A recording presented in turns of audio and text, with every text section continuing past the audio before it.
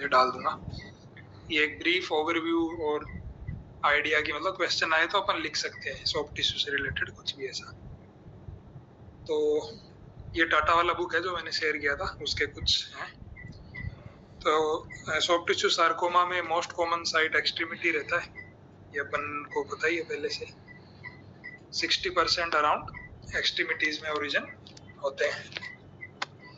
The other common sites are trunk, head neck and retroperitoneum. About 3/4 of soft tissue sarcomas include high-grade sarcomas जैसे कि liposarcoma, leiomyosarcoma, synovial malignant MPNST, also called MFH. Half of all patients with intermediate or high-grade sarcoma develop METs and overall survival is 50% at 5 years.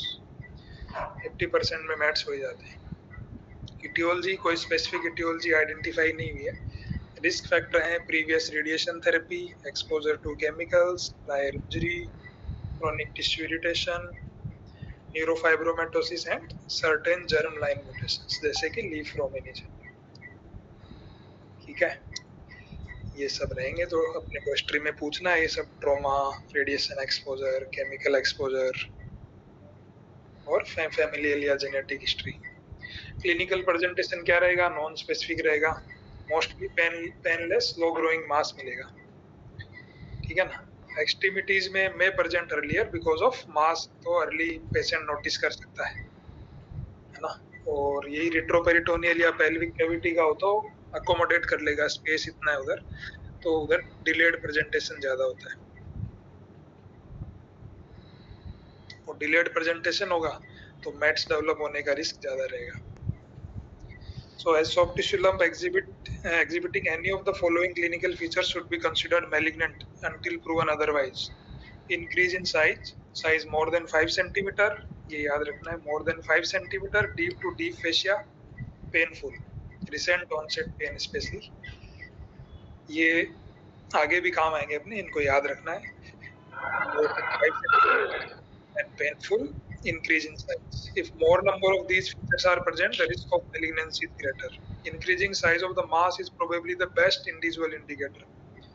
Important dictum may be any tumor found deep to the deep fascia larger than 5 centimeter should be regarded as soft tissue sarcoma until proven otherwise. Okay. ठीक है, अभी imaging brain radiograph films are not as much useful. जैसे bone sarcoma अपन देखेंगे तो वहां तो x ray का अच्छा रोल है, प्लेन रेडियोग्राफ अपने को उनमें काफी चीजें बताता है, जैसे कि एक्सपांशन कैसा है, सॉफ्ट टिश्यू का इन्वॉल्वमेंट है क्या, मार्जिन कैसा है, और उसका कंसिस्टेंसी कैसा है। जैसे पंक्टेड कैल्सिफिकेशन है तो कॉन्ड्रॉइड ओरिजिन का हो सकता है, ऐसे काफी डिटेल एक्सरे से मिलती है। पर सॉफ्ट टिश्यू सार्कोमा में एज सच एक्सरे का ज्यादा रोल नहीं है, अनलेस कि वो बोन को इन्वॉल्व कर रहा हो। और सम बोन सार्कोमा जो कि सॉफ्ट टिश्यू में आ गया, अपने को प्रेजेंटेशन में लग tissue calcification which may be characteristic in lesions such as phleboliths in haemangioma, fine punctate calcification, possibility of synovial sarcoma, marginal calcification in myositis ossificans। तो ये अपने को एक्सरे से हेल्प मिल सकता है। उसके बाद एमआरआई, अपने को पता है सबको एमआरआई का रोल है, कॉन्ट्रास्ट एनहांस्ड एमआरआई कराएंगे। ठीक, because of the excellent soft tissue contrast, its sensitivity for soft tissue edema and multiple imaging planes adds valuable information in the evaluation of soft tissue tumors. It helps determine whether the tumor has breached the normal anatomic boundaries and also illustrates its relationship with the neurovascular bundles. Sarcoma जो भी है, bone sarcoma है या soft tissue sarcoma है, इसकी एक tendency होती है कि ये ब्रीच नहीं करता है इनिशियली कंपार्टमेंट्स को, या लीस्ट रेजिस्टेंस जहाँ रहता है उधर ही ग्रो करता है, तो इसकी वजह से वो कंपार्टमेंट में ही लोकलाइज रहेगा इनिशियल में, उसके बाद ही वो ब्रीच करेगा एडवांस स्टेज में। तो एमआरआई से अपने को इन सब कंपार्टमेंट्स, न्यूरोवेस्कुलर बंडल से क्या रिलेशन है, स्किप मेट्स तो नहीं है, इन सब का बेटर आइडिया लगता है। MRI also helps the surgeon to decide the extent and plane of resection। Disease का एक्सटेंट पता रहेगा तो अपने को सर्जरी का एक्सटेंट डिफाइन करने में इजी रहेगा। Disadvantage is susceptibility to metal and motion artifact. The availability of titanium implants and improved image suppression softwares can help to reduce but not totally eliminate. Implant है तो अपन MRI generally नहीं prefer करते. Inflammation, edema, scarring are characteristic of surgery that may confound the interpretation of post-operative MRI and prevent satisfactory delineation. तो उसमें भी अपन diffusion weighted imaging लगा के idea लगा सकते हैं, उसका भी अपने पास सॉल्यूशन आ गया. नाउ बायोप्सी इसमें लास्ट स्टेप रहता है वर्कअप का, है ना. जनरली अपन मैलिग्नेंसी और मैरो इन्फिल्ट्रेशन स्किप मेटास्टेसिस, हाँ वो एमआरआई. तो बायोप्सी जो रहता है वो इसमें लास्ट स्टेप रहता है वर्कअप का. अदरवाइज अपन मैलिग्नेंसी में देखते हैं कि generally we prefer biopsy first, इसमें लास्ट स्टेप रहता है. Principle of biopsy are essentially similar to those of bone sarcomas, with all local imaging being completed prior to biopsy. इस केस में अपने पास MRI कराना है, ठीक है. प्रिंसिपल्स क्या है, वही कि like least number of compartments should be violated. जैसा अगर lateral compartment में है तो we should target lateral compartment. ऐसा नहीं कि अपन 2 कंपार्टमेंट क्रॉस करके उसको जा रहे हैं, तो it will contaminate all the compartments, surgery will be extensive, may be lymph salvage वो भी नहीं करेंगे. तो लीस्ट कंपार्टमेंट्स को अपने को वायोलेट करना है. ट्रांसवर्स इंसिजन अगर एक्सिजनल कर रहे हैं तो ट्रांसवर्स इंसिजन नहीं देना है, लॉन्गिट्यूडनल इंसिजन रखना है, and that should be on the future planned incision site. तो इसी इन सब कारण की वजह से बोलते हैं कि it should be better done by the man operating surgeon और शुड बी डन इन हर और हिज सुपरविजन. ठीक है. और एक पॉइंट ऐड करूंगा, मुझे याद आया बताइए. अगर फॉर एग्जांपल एंटीरियर एक मास है, तुम्हारा नी है, नी के जस्ट मानो मास है, it is just in the anterior aspect, okay. तो तुम बायोप्सी कहाँ से करोगे? एंटीरियर एस्पेक्ट में, एंटीरियर कंपार्टमेंट में ही है.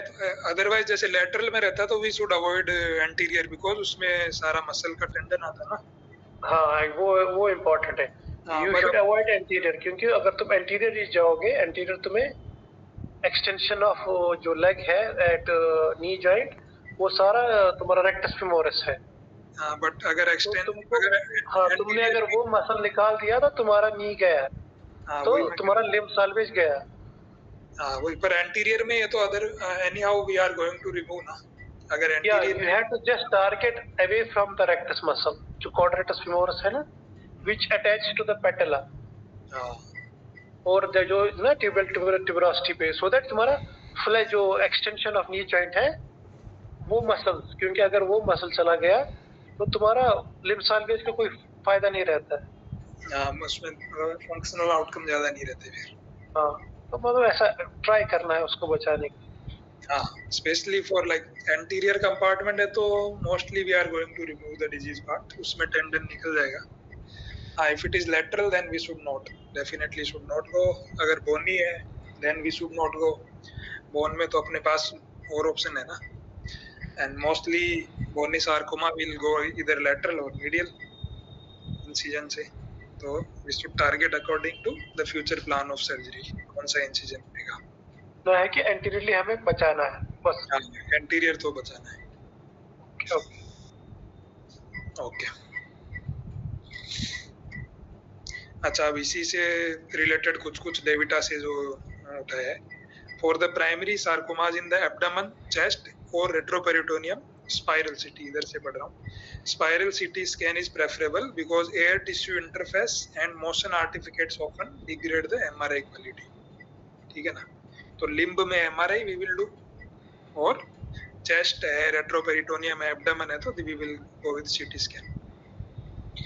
पेट का रोल डेफिनेटली है ही पेट का, बिकॉज वन स्टॉप सॉल्यूशन है, तो पेट का रोल तो इवॉल्व हो ही रहा है, धीरे धीरे बढ़ ही रहा है.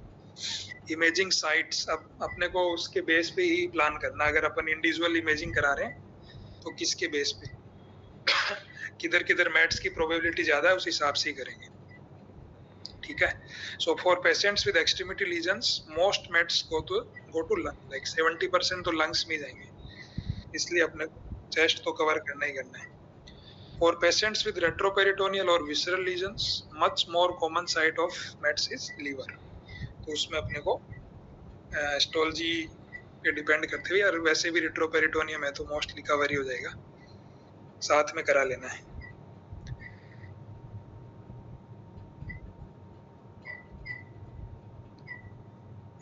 ओके, लिम्फ नोड मेट्स किस में कॉमन रहते हैं?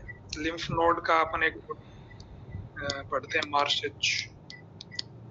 इस मार्सेज का एम इसमें नहीं मिला मेरे को, बाकी सारे हैं। एंजियोसार्कोमा मिक्सो कुछ होता है। हाँ वो है मैलिग्नेंट फाइब्रोसिस, मैलिग्नेंट होता है, पर वो एमपीएनएसटी। हाँ, इसमें लिखा हुआ नहीं है, बोल रहा हूँ। लिम्फ नोड मेट्स का रिस्क रहेगा angiosarcoma, rhabdosarcoma and epithelial clear cell, sorry ये सी है, clear cell epithelial and synovial. तो इसमें लिम्फ नोड रिस्क ज्यादा रहेगा, तो इसमें अपने को करना है, जैसा लिम्ब का है तो अपने को पेल्विक लिम्फ नोड का असेसमेंट भी करना पड़ेगा। सो इधर we will do CT scan और डायरेक्टली पेट भी लिख सकते हैं। हमारे सर तो है वो पेट ही प्रेफर करते हैं, सार्कोमा है तो पेट। ये अपन ने पढ़ लिया। विसरल रेट्रोपेरिटोनियल है तो अपने को लीवर को कवर करना है। अगर लेस देन 1 सेंटीमीटर लीजन है तो पेट कैन मिस, ये अपने को पता है पहले से। और पेट का दूसरा एक ड्रॉबैक है कि लो ग्रेड सार्कोमा अगर रहेंगे तो लो ग्रेड सार्कोमा और इन्फ्लामेशन को डिफरेंशिएट करने में पेट इज नॉट दैट सफिशिएंट, वो भी एक इश्यू रह सकता है। जैसे और कुछ जो हिस्टोलॉजी है वो अपटेक भी कम लेते हैं, जैसे राउंड सेल लाइपोसार्कोमा है। तो ये 2-3 लिमिटेशंस हैं पेट के, एक तो लेस देन 1 सेंटीमीटर, दूसरा लो ग्रेड, तीसरा सर्टेन हिस्टोलॉजीज टेक लेस अपटेक, जैसे राउंड सेल लाइपोसार्कोमा। तो ये अपने को याद रखना है। बायोप्सी अपन ने पढ़ ही लिया, फिर भी एक्सिजनल बायोप्सी में है कि जनरली 3 सेंटीमीटर तक सुपरफिशियल लीजन है तो we can directly go for excision biopsy. अगर 3 सेंटीमीटर से ज्यादा है, डीप है, तो अपने को एक्सिजन नहीं करना है।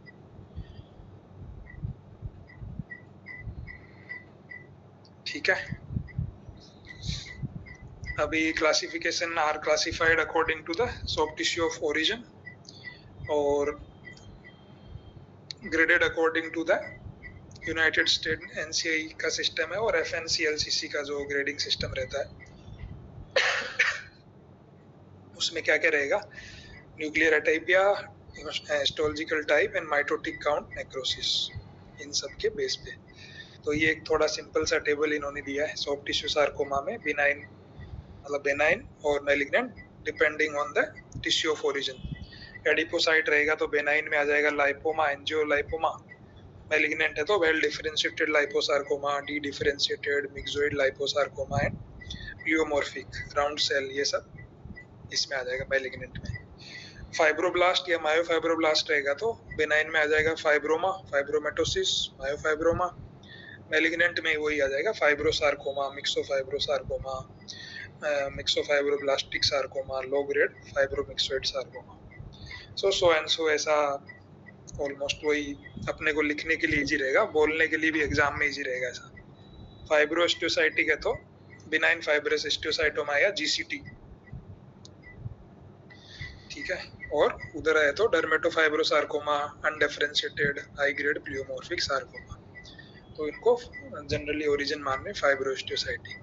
स्मूथ मसल अपन जानते ही हैं, लियोमाइमा और leiomyosarcoma. Skeletal rhabdosarcoma, nerve sheath schwannoma, MPNST, vascular haemangioma, angiosarcoma. Unknown origin है तो इधर बिनाइन में मिक्सोमा, उधर synovial sarcoma, epithelioid sarcoma, alveolar soft part, clear cell, ये सब एक बेसिक आइडिया के लिए। स्टेजिंग का अपन ने पढ़ ही लिया है ना, तो ये स्किप कर देते हैं। पल्मोनरी मेट्स का रिस्क सबसे ज्यादा रहता है, मोस्ट कॉमन साइड लंग ही है। अगर रेट्रोपेरिटोनियल है, एब्डोमिनल है तो लीवर है। नोडल मेट्स किसमें कॉमन रहेंगे तो अपन ने पढ़ लिया ऑलरेडी, और बायोप्सी का अपन ने पढ़ ही लिया। फॉर डायग्नोसिस फ्रोजन का रोल देख लेते हैं। For diagnosis of malignancy, frozen section is accurate but for histopathological subtype and grade inferior to permanent section, है ना। मैलिग्नेंट है कि नहीं इतना बोल सकते हैं बस फ्रोजन पे, कौन सा हिस्टोलॉजी है, क्या ग्रेड है, वो ज्यादा नहीं बता पाएंगे। देन स्टेजिंग पढ़ लेते हैं अपन, ये अपना ट्रंक एक्सट्रीमिटी का सॉफ्ट टिश्यू सार्कोमा का। T1 लेस देन 5, T2 रहेगा 5 to 10, T3 रहेगा 10 to 15, इजी है, 5 का गैप है, and T4 is more than 15। Then ये स्टेज ग्रुपिंग जो है, तो स्टेज ग्रुपिंग में स्टेज 1 याद रख लेंगे, T1 to 4, N0, M0, इधर ग्रेड 1 और ग्रेड अननोन, तो ये हो जाएगा स्टेज 1। स्टेज 3 में है T1 नहीं है, T2 है, T2 to T4, N0, M0 and grade 2 और ग्रेड 3।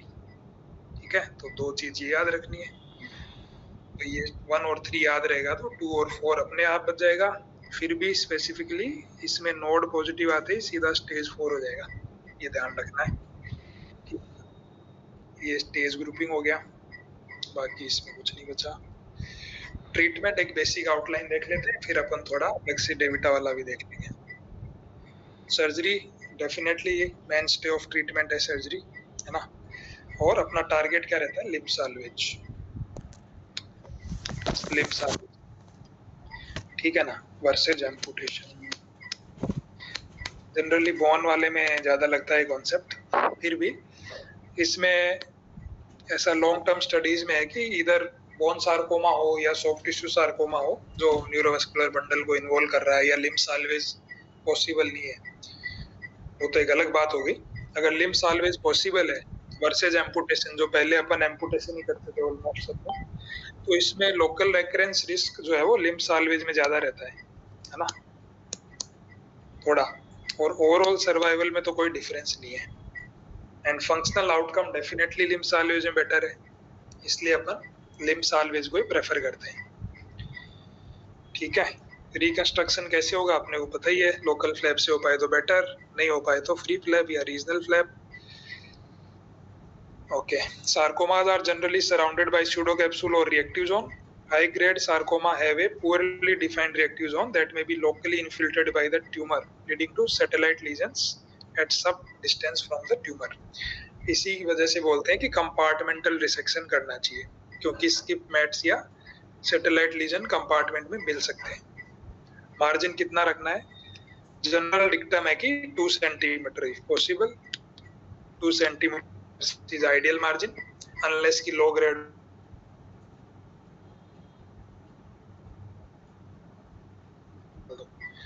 ठीक है, पर general dictum is margin should be 2 centimetre. Thick margin था ना कुछ, मतलब ऐसा डेविटा और इसके हिसाब से देखा, मतलब वो कावागुची वाला बोल रहा है क्या तू? हाँ, तो ऐसा इसमें थोड़ा बहुत इन्होंने टाटा वालों ने लिखा है, नहीं वो जरूरी है, मतलब वही पूछते भी है मुझे, और हाँ, तो मुझे उसको याद मैं अलग से पढ़ाऊंगा, तो उसका मैंने क्लास भी एक प्रेजेंट किया था। वो कल पढ़ा तो रिवाइज करा देना अगर टाइम मिला तो। हाँ, उसमें 1 3 5 3 है, थिन है तो 1 जोड़ देंगे, ठीक है तो 3 लगा देंगे, और जॉइंट कार्टिलेज है तो 5 लगा देंगे, 5 सेंटीमीटर, मतलब रिवाइज कर रहा है, याद नहीं आ रहा। हाँ, कल पढ़ा दूंगा। ठीक है, तो वही जो अपन ने पढ़ा, 2 centimetres margin employed for histological subtypes जैसे इन्फिल्ट्रेटिव बॉर्डर्स, डीएफएसमी, मिक्सोफाइब्रोसार्कोमा और ये सब, और लो ग्रेड रहेगा तो 1 सेंटीमीटर से काम चला सकते हैं, है ना।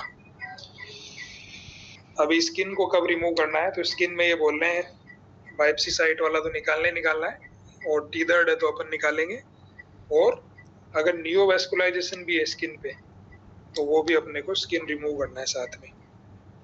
ठीक है, बाकी वही सब चीजें, जैसा बोन से प्रोक्सिमिटी है तो मार्जिन के लिए पेरियोस्टिम निकाल सकते हैं, नर्व से प्रोक्सिमिटी है तो पेरिन्यूरियम निकाल सकते हैं, ये सब चीजें कावागुची में अपन कवर कर लेंगे। ओके, एक ये चीज पढ़ लेते हैं, लो ग्रेड लीजन्स में भी bivalve preserve the nerve, however in the case of high grade tumours resection में बी रिक्वायर्ड, ठीक है ना, नर्व का, but bracing can compensate for removal of femoral और sciatic nerve, है ना, and tendon transfer can improve functional outcomes following removal of median ulnar और radial nerves. अगर अपर लिम्ब में बेसिकली अगर नर्व अपन निकालना पड़ रहा है तो टेंडन ट्रांसफर, नी के अराउंड निकालना पड़ रहा है तो ब्रेसिंग कैन हेल्प,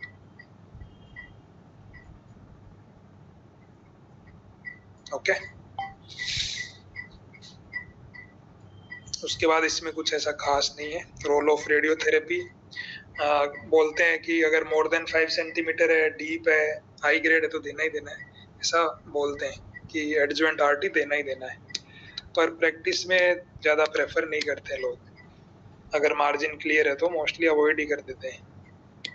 स्टिल अपने को तो एग्जाम के लिए याद रखना है, intermediate, high grade, deep, diameter मोर देन 5 सेंटीमीटर, तो अपने को एडजुवेंट दे देना। प्री ऑप वर्सेस एडजुवेंट उसका भी चलता है फाइट, उसको अपन आगे पढ़ेंगे। ठीक है, ओके। ये आरटी का आगे आर्टिकल आएंगे, उसके बारे में थोड़ा थोड़ा पढ़ लेंगे। आरटी, प्री ऑप आरटी का मेन ड्रॉबैक वही है, वुंड कॉम्प्लिकेशन का। ओवरऑल सर्वाइवल बेनिफिट दिया है कुछ ट्रायल्स में, स्टिल वुंड कॉम्प्लिकेशन काफी ज्यादा रहता है, इसलिए इम्प्लांट एक्सपोजर और वो सब हो जाएगा तो लिम्ब साल्वेज का मतलब नहीं रहेगा फिर वही। तो most of the times prefer नहीं करते हैं प्रैक्टिशनर्स। अगर न्यूरोवेस्कुलर बंडल से क्लोज है तब जाके मे बी लिम्ब साल्वेज के लिए, वो भी आगे पढ़ेंगे अपन। तो अपने दो क्वेश्चन आए हुए हैं, है ना। एक तो आया हुआ है एक्सट्रीमिटी और ट्रंकल सार्कोमा का मैनेजमेंट, दूसरा है रेट्रोपेरिटोनियल का। तो इसमें पहला अपन पढ़ते हैं एक्सट्रीमिटी और ट्रंकल सार्कोमा। तो अपने को दो फ्लो चार्ट अच्छे दिए हैं डेविटा में, इस पे वापस आएंगे। ये अगर दो याद रख लिए तो अपन सिर्फ दो फ्लो चार्ट के बेस पे ही सब आंसर के, मतलब सब question soft tissue sarcoma answer कर सकते हैं, है ना। तो पहला चार्ट ये है, हिस्ट्री अपन ने लिया, फिजिकल एग्जामिनेशन किया, सीटी और एमआरआई जो नीड है अपने को डिपेंडिंग अपॉन द साइट किया, चेस्ट एक्सरे किया कि मतलब अवेलेबिलिटी जनरली रहता ही है, तो अभी तो एनसीसीटी अपन नॉन कॉन्ट्रास्ट सीटी करेंगे चेस्ट के लिए। बायोप्सी कोर है कि इंसिजनल है, depending upon like institutional preference, और मोस्टली अगर कोर इनकंक्लूसिव आ रहे हैं, 2-3 बार ले लिया, then we can go for incisional. Okay, इन सब के बेस पे अपने को डिटरमाइन करना है prognosis based upon histological type, size, grade and patient age, है ना। तो ग्रेड अब दो टाइप का हो सकता है, लो ग्रेड और हाई ग्रेड। किसकी बात कर रहे हैं अपन, एक्सट्रीमिटी और सुपरफिशियल ट्रंक ओनली। ठीक है, सो हाई ग्रेड का क्या करना है वो नीचे देखेंगे, पहले लो ग्रेड देख लेते हैं। लो ग्रेड में अब अपन ने किया, अगर एक ऑप्शन है कि वेल डिफरेंशिएटेड लाइपोसार्कोमा आ गया, है ना। वेल डिफरेंशिएटेड लाइपोसार्कोमा आ गया तो कोई इश्यू नहीं है। फिर तो अगर 1 mm भी मार्जिन मिला है तो ना तो एडजुवेंट देना है ना कुछ करना है, ठीक है ना। Complete excision with intact tumour capsule, clean margin of 1 mm to 1 cm, prefer तो करेंगे 1 सेंटीमीटर। स्टिल अगर उससे कम भी है तो कोई इश्यू नहीं है, इसलिए इसमें न्यूरोवेस्कुलर बंडल निकालने का रिस्क नहीं है ना। No adjuvant therapy even if margin is close और पॉजिटिव है तो भी अपने को कुछ एडजुवेंट नहीं देना है, किसमें, वेल डिफरेंशिएटेड लाइपोसार्कोमा, ठीक है। उसके अलावा कोई लो ग्रेड आता है, other sarcoma then well differentiated sarcoma, तो क्या करेंगे, वाइड लोकल एक्सीजन कर देंगे। दो कंडीशन आएगी, अगर नेगेटिव मार्जिन है तो एडजुवेंट की जरूरत नहीं है, अगर माइक्रोस्कोपिक पॉजिटिव मार्जिन है then we have to consider IMRT, ठीक है ना। फिर आता है हाई ग्रेड, इसमें दो अपन ऑप्शन देखे थे, एक तो लो ग्रेड हो सकता है, हाई ग्रेड हो सकता है। लो ग्रेड में अगर वेल डिफरेंशिएटेड है कोई इश्यू नहीं है, निकाल दो, 1 mm मार्जिन भी काफी है। अगर माइक्रोस्कोपिक मार्जिन पॉजिटिव भी है तो नो नीड ऑफ एडजुवेंट। और अदर लो ग्रेड सार्कोमास है देन वाइड लोकल एक्सीजन, अगर मार्जिन पॉजिटिव है तो we have to consider IMRT. अब आता है हाई ग्रेड, यही अपने को याद रखना है, high grade tumours of extremity और सुपरफिशियल ट्रंक। तो उसमें दो को तो पहले निकाल दो, इविंग्स एंड रेब्डोमायोसार्कोमा, ठीक है ना, हाईली सेंसिटिव होते हैं टू कीमो। तो इविंग्स और रेब्डोमायोसार्कोमा आया तो कुछ भी साइज रहे, कुछ भी स्टेज रहे, अपने को न्यू एडजुवेंट कीमोथेरेपी देना ही देना है, ठीक है। फिर आता है इनके अलावा हाई ग्रेड हो, इनके अलावा हाई ग्रेड में फिर 3 कैटेगरी हो जाएगी, या तो 5 सेंटीमीटर और लेस देन 5 सेंटीमीटर है, मतलब T1 है ना, और मोर देन 5 सेंटीमीटर, तो मोर देन 5 to 10 और मोर देन 10। तो मोर देन 10 में तो कोई भी रहे, अदर देन मतलब मोर देन 10 में तो कोई भी ये रहे हाई ग्रेड सार्कोमा, अपने को न्यू एडजुवेंट कीमोथेरेपी देना ही देना है, ठीक है। 5 to 10 वाले में थोड़ा इफ एंड बट है। 5 to 10 में अगर साइनोवियल सार्कोमा है राउंड सेल या प्लियोमॉर्फिक लाइपोसार्कोमा है, undifferentiated pleomorphic sarcoma with myxoid component less than 5%, ये तीन है, साइनोवियल, लाइपोसार्कोमा, कौन सा, राउंड सेल और pleomorphic, and undifferentiated with less than 5% myxoid component. अगर ये तीन है तो इसमें भी 5 to 10 सेंटीमीटर में भी अपन न्यू एडजुवेंट कीमोथेरेपी देंगे। ठीक है, तो एनएसटी के क्या क्या इंडिकेशन हो गए ये अपन यहाँ से याद कर लेंगे। What are the indications? First, Ewing's या rhabdomyosarcoma. Second, any high grade size more than 10 centimetre. Third is synovial sarcoma, liposarcoma, कौन सा, राउंड सेल, प्लियो और UPS with myxoid component less than 5%, size 5 to 10। इन तीन condition में अपने को soft tissue sarcoma में एनएसीटी देना है। ठीक है, तो अभी इनमें से कोई भी हिस्टोलॉजी पूछेंगे तो एक ब्रीफ आइड, जैसे साइनोवियल सार्कोमा अगर पूछा तो अपन इसके बेस पे एक आंसर बना के लिख सकते हैं, जो अपन ने पहले पढ़ा अभी तक, वर्कअप और मैनेजमेंट, ये मिला के एक आंसर अपन तैयार कर सकते हैं इसे। ठीक है ना, अब अपन यहाँ तक पहुंच गए। इसमें भी अपन ने एनएसीटी दे दिया, इसमें भी दे दिया, अगर लेस देन 5 है तो सीधा सर्जरी कर दिया। तो अपन ने लिम्फ साल्वेज सर्जरी किया। अब इसमें दो आउटकम रहेंगे, या तो मार्जिन 1 सेंटीमीटर या उससे ज्यादा है, या फिर मार्जिन कम है।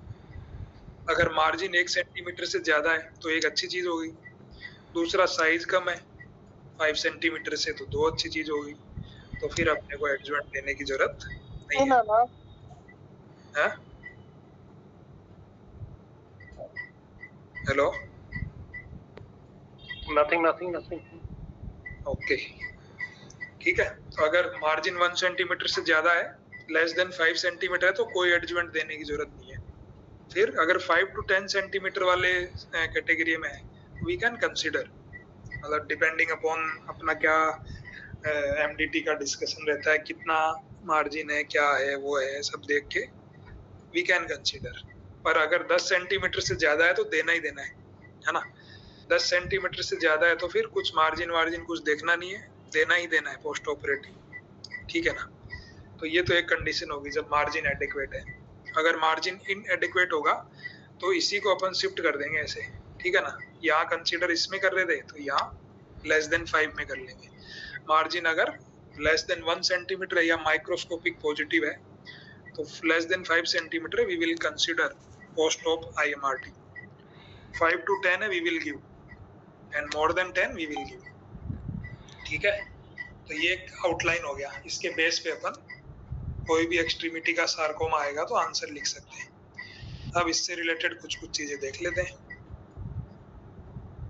है ना। एक चीज जो मैंने बोली थी that most of the studies में मिला है कि local recurrence is greater with limb salvage surgery plus radiation compared to amputation, but disease free survival is not different, है ना। डिजीज फ्री सर्वाइवल डिफरेंट नहीं है तो फिर अपने को फंक्शनल आउटकम मिलेंगे लिम्फ साल्वेज में ज्यादा, इसलिए अपन लिम्फ साल्वेज प्रेफर करेंगे। ठीक है, रोल ऑफ कीमो अपन ने देख ही लिया, अलग से और पढ़ लेंगे। एंड मैनेजमेंट ऑफ मेटास्टेटिक बाद में देखेंगे, पहले आ जाते हैं इंडिकेशंस फॉर एडजुवेंट थेरेपी, है ना। तो न्यू एडजुवेंट कीमोथेरेपी कब कब देना है? should be considered for patients with high grade more than 10 centimeter, for those with synovial or myxoid or round cell liposarcoma, pleomorphic liposarcoma more than 5 centimeter we will give, वो जो अपन ने table में देखा ना वही सब। ठीक है ना। Systemic treatment may also be beneficial in reducing the extent of surgery in particularly chemosensitive histologies with high rates of local recurrence, mainly angiosarcoma. तो एंजियोसार्कोमा जो आता है उसमें भी अपन वी कैन गिव एनएसीटी। उस टेबल में अपना नहीं था, पर इसके फेवर में कॉन्सेप्ट बोलते हैं कि लोकल रेकरेंस कम होगा और डिस्टेंट फेलियर भी कम होगा एंजियोसार्कोमा में, so we can go for NACT. A subset of subcutaneous and intramuscular sarcoma with favorable features जैसे कि small size, less than 5, low grade lesion can be treated with wide excision alone with a local recurrence rate 8 to 20% depending upon the institute. Okay. अगर margin positive है, so author's policy is to administer radiotherapy to the patient with high grade tumors. मतलब जो ये डेविटा वाले writers हैं, इनका तो मानना है कि हम तो अगर मार्जिन पॉजिटिव है, हाई ग्रेड है, तो we can consider we have to give radiotherapy even if the tumor is less than 5 centimeter. In contrast, अगर patient with more than 5 centimeter low grade lesion with specific histologies like ALD, well differentiated liposarcoma rarely require, जो अपन ने ये पढ़ा था ना, कहाँ गया ये कैटेगरी, वेल डिफरेंशिएटेड है या ALT है, तो इसमें मार्जिन पॉजिटिव भी है तो जरूरत नहीं है देने की, है ना, नो एडजुवेंट नीडेड। ये चीज इन्होंने लिखा है इधर, ये अपन डिस्कस कर चुके हैं पहले ही। ठीक है, अभी radiation therapy for primary localise extremity और ट्रंकल सार्कोमा, तो एक ब्रीफ आउटलाइन पढ़ रहे हैं। ट्रायल जो रिलेटेड है वो लास्ट में मैंने अलग से डाले, बता दूंगा, ठीक है।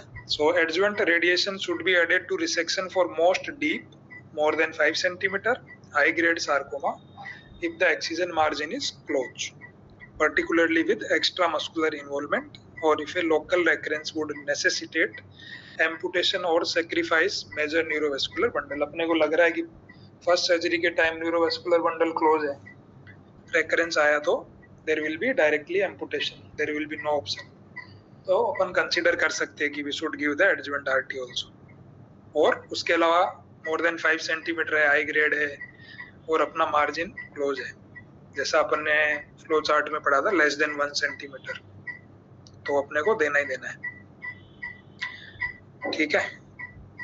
नाउ जो आरसीटीज या स्टडीज हुए हैं उन्होंने बोला है कि adjuvant RT enhances local control with conservative surgical resection in, so मतलब लिम्ब साल्वेज अगर करेंगे प्लस आरटी देंगे तो लोकल रेकरेंस बेटर होगा, लोकल रेकरेंस रेट कम होगा, मतलब लोकल कंट्रोल बेटर होगा, ठीक है। अभी EBRT post op versus pre op, तो दोनों में क्या क्या एडवांटेज है, क्या क्या नुकसान है वो देख लेते हैं। तो post operative EBRT resulted in significant worse limb strength, oedema, range of motion. These deficits were often transient and had a few miserable effects on quality of life. After some time, it will become normal with a good amount of physiotherapy and all. अगर rehab अच्छा रहा तो ये subside हो जाती धीरे धीरे, फिर भी अपने को पोस्ट ऑप आरटी में बोल देना है कि there will be significantly worse limb strength, oedema and range of motion will be decreased, ठीक है। Now, both pre-op and post-op EBRT have advantage, disadvantage. Post-op में क्या है? Post-op EBRT preserves the entire pathology specimen and final margins for pathological analysis, helping to determine the need for further therapy. Chemo देना है कि नहीं देना है, ठीक है। A major limitation is that target is less precisely defined and therefore radiation field volume is larger and radiation dose is higher, resulting in greater late tissue morbidity, है ना। अगर अपन ने सर्जरी करके निकाल दिया तो फिर लार्ज वॉल्यूम अपने को लेना पड़ेगा, क्योंकि प्राइमरी तो है नहीं अब देखने के लिए, तो वो पूरा फील्ड कवर करना पड़ेगा, जितना में फ्लैप रेज हुआ है प्लस ड्रेन प्लेस किया है वो सब कवर करके वॉल्यूम बढ़ जाता है, डोज भी बढ़ जाता है। तो डोज बढ़ जाएगा तो फिर limb weakness, oedema, range of motion, ये सब बैडली अफेक्ट होंगे। प्री-ऑप ईबीआरटी में the treatment volume is well defined and the दूसरा फायदा है कि ब्लड सप्लाई इज इंटैक्ट, तो हाइपोक्सिक सेल्स कम मिलेगी, इसलिए आरटी का रेस्पॉन्स भी अच्छा आएगा, ऐसा थियोरेटिकल एडवांटेज बोलते हैं, है ना। Blood supply is intact which may reduce the fraction of radio resistant hypoxic cells, particularly at the tumor margins, thus decreasing the dose needed.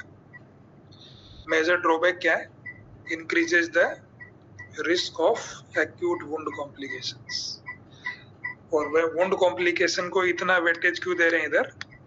क्योंकि अपने को इम्प्लांट डालना है मोस्टली, अगर बोन सार्कोमा है तो। सॉफ्ट टिश्यू है, इम्यूनो कॉम्प्रोमाइज है या डायबिटिक है या नहीं भी है तो लंबा टाइम तक अगर वुंड कॉम्प्लिकेशन ही रहेगा तो जॉइंट वैसे भी फंक्शनलेस या रेस्ट्रिक्टेड मूवमेंट रहेगा, ना वॉल्यूम, ये एक तो ये हो गया कि प्री ऑप देना है कि पोस्ट ऑप देना है, दोनों के अपने फायदे नुकसान है।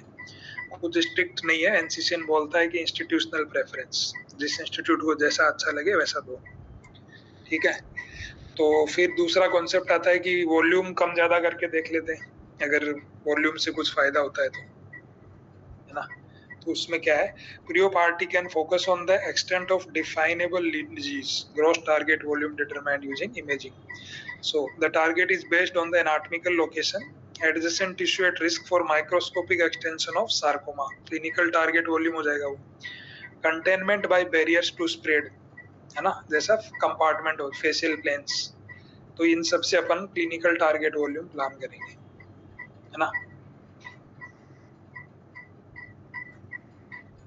ओके, अब इसमें क्या क्या रहता है, तो any microscopic, to cover any microscopic disease the clinical target volume for pre op radiotherapy has historically included margins amounting to 4 centimeters longitudinally and 1.5 centimeters axially, मतलब ऐसा इसमें 1.5 centimeters एक्स्ट्रा ले लेना है, longitudinally 4 centimeter एक्स्ट्रा ले लेना है ना। This translates into field coverage approximately 5 centimeter low. ऐसा क्यों करते हैं, क्योंकि microscopic sarcoma cells may be present up to 4 centimetre away from the gross tumour volume, ऐसा स्टडीज में प्रूवन है, इसलिए इसको कवर करने के लिए इतना ही लेते थे।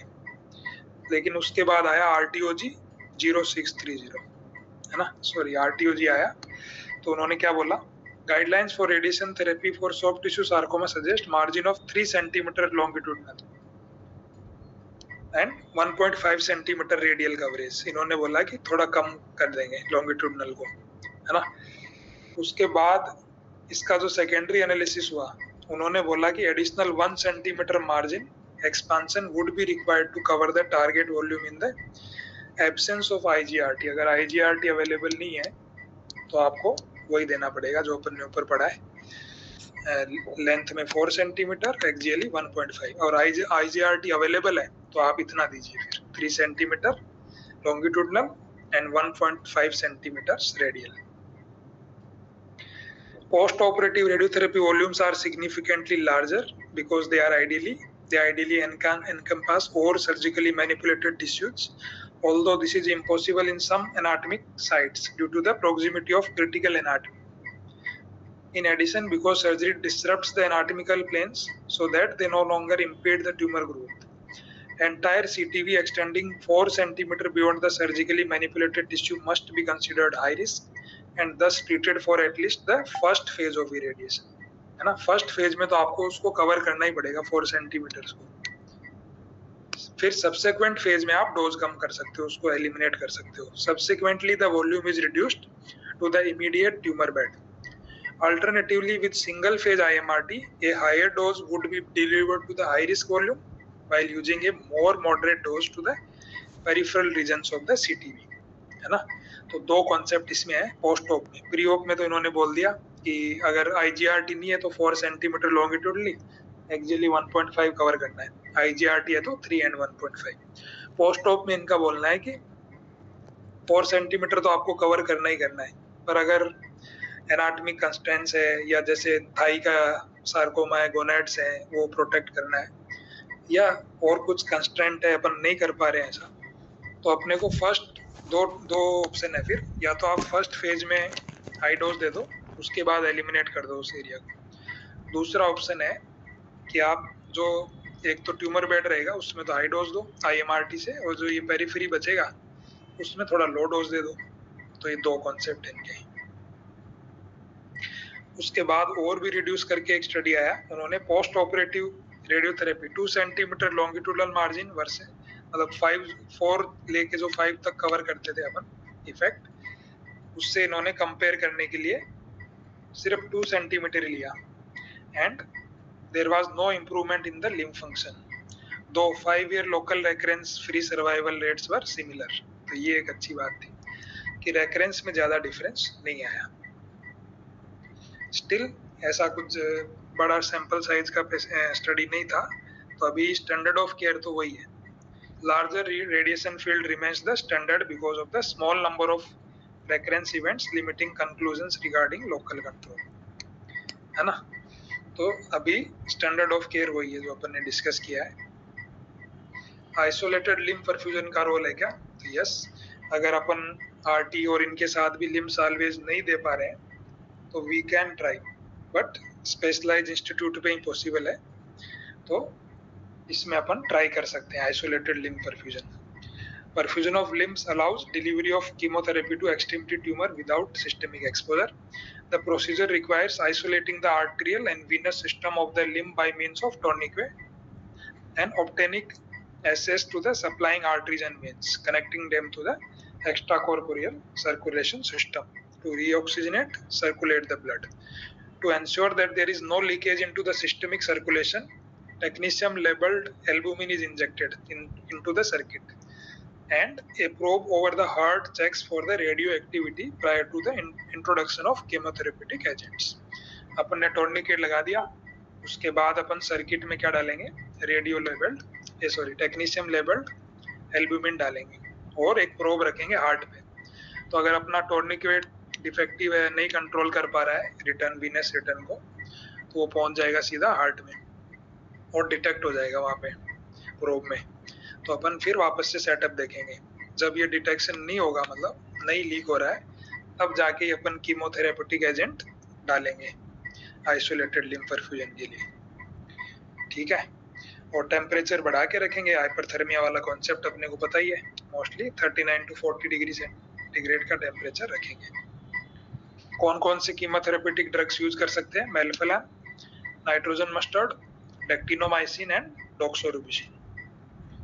So most effective has been melphalan when given with the TNF, tumor necrosis factor, ठीक है।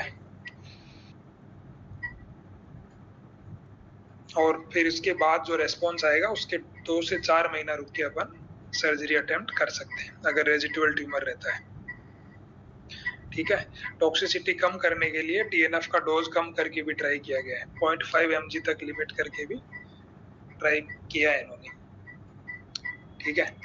इसका क्या है रिजल्ट वो मैं अलग से डाल दूंगा, अभी नहीं पढ़ा।